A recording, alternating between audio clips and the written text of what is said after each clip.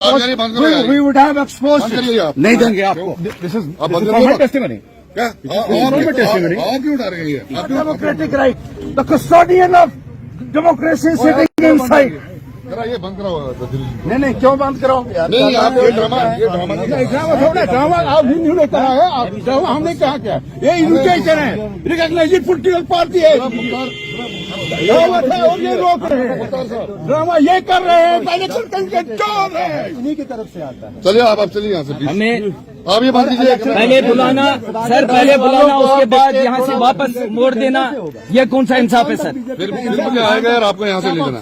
I know how to take you out. Sir definitely panther party के Harshdev hotel Lalit grand Srinagar में election commission वालों से मिलने पहुंचे तो एंट्री के सिलसिले में एसपी ईस्ट श्रीनगर और वहां पर मौजूदा पुलिस अफसरान के साथ बहस मुवासा हुआ।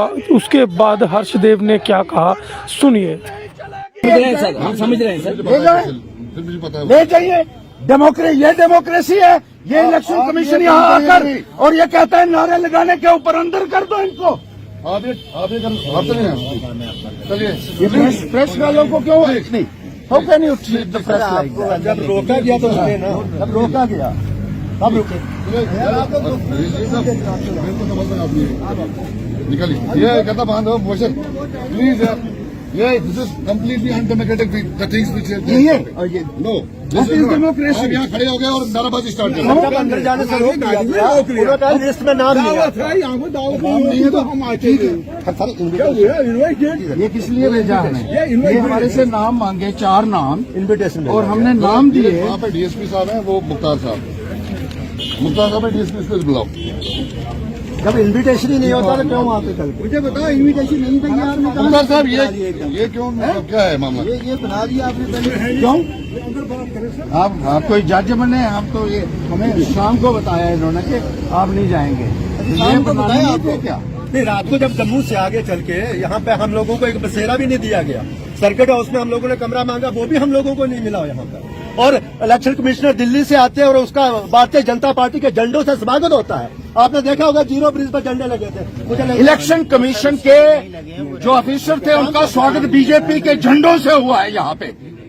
ये कौन सी डेमोक्रेसी है? ये नहीं दिखता है आपको कि ये डेमोक्रेसी है? सारे शहर में बीजेपी के झंडे लगाए हुए थे जब इलेक्शन कमीशन ऑफ इंडिया शाम को यहाँ पहुंचा। सर वो पीएम रैली के लिए लगे सर। फिर उस दिन कल लगे हुए थे उनका स्वागत के लिए। और म्यूनिसिपैलिटी में सरकारी इदारों के ऊपर झंडे लगे हुए थे और इसीलिए हमें रोका। We would have exposed. नहीं देंगे आपको। This is for testimony.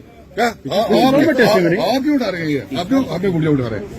अब चलिए। नहीं ले सकते क्योंकि जम्मू कश्मीर में 3 ही रिकॉग्नाइज्ड स्टेट पॉलिटिकल पार्टीज हैं। एक नेशनल कॉन्फ्रेंस है, एक पीडीपी है, एक पैंथर्स पार्टी है। तीनों पॉलिटिकल पार्टीज को यहाँ बुलाया गया था।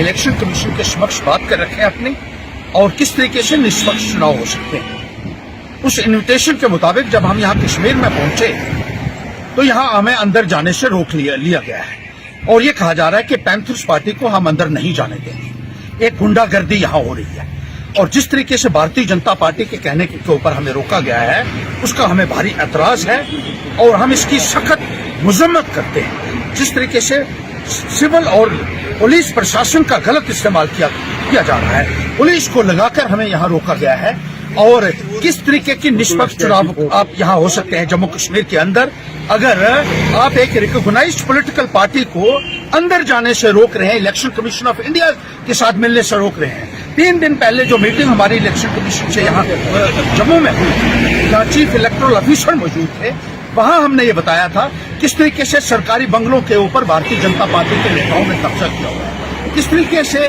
सरकारी बंगले भारतीय जनता पार्टी के लोगों को दिए हुए हैं अपना पॉलिटिकल ऑफिस चलाने के लिए, किस तरीके से huge security Bharatiya Janata party के लीडर्स को और उनके साथ जो अलाइड पार्टीज हैं, अपनी पार्टी है या पीपल्स कॉन्फ्रेंस है या दूसरी जो उनके साथ जुड़े हुए उनकी पार्टियां हैं, उन्हीं को सिक्योरिटी दी गई है, उन्हीं को गाड़ियां दी गई हैं, उन्हीं को बंगले दिए गए हैं और पूरा प्रशासन उनके इशारे के ऊपर काम कर रहा है। सिविल एडमिनिस्ट्रेशन जो है वो सिविल सर्वेंट्स नहीं रह गए हैं, वो बीजेपी के सर्वेंट्स बन के काम कर रहे हैं।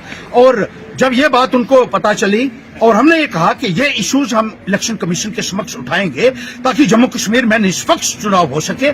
तो हमें अंदर जाने से रोक दिया गया है। इस तरीके से चुनाव होते। नरेंद्र मोदी जी, आपसे पूछना चाहता हूं, अमित शाह से पूछना चाहता हूं, आप तानाशाही से इस निजाम को चलाना चाहते हैं? आप दबाकर, डराकर, धमकाकर इस निजाम को चलाना चाहते हैं? ये कौन सी डेमोक्रेसी है, मैं पूछना चाहता हूं। अंदर डेमोक्रेसी का कस्टोडियन है, तो chief election commissioner of India बैठा हुआ है, और जिन्होंने हमें न्योता दिया यहाँ आने के लिए, और यहाँ के प्रशासन ने हमें रोक दिया। यहाँ कश्मीर में बुलाया गया मीटिंग के लिए, और उसके बाद ये कह दिया गया कि आप अंदर नहीं जा सकते हैं। ये गुंडागर्दी की इंतहा है, ये तानाशाही की इंतहा है। इसका जवाब देना पड़ेगा इस सरकार को।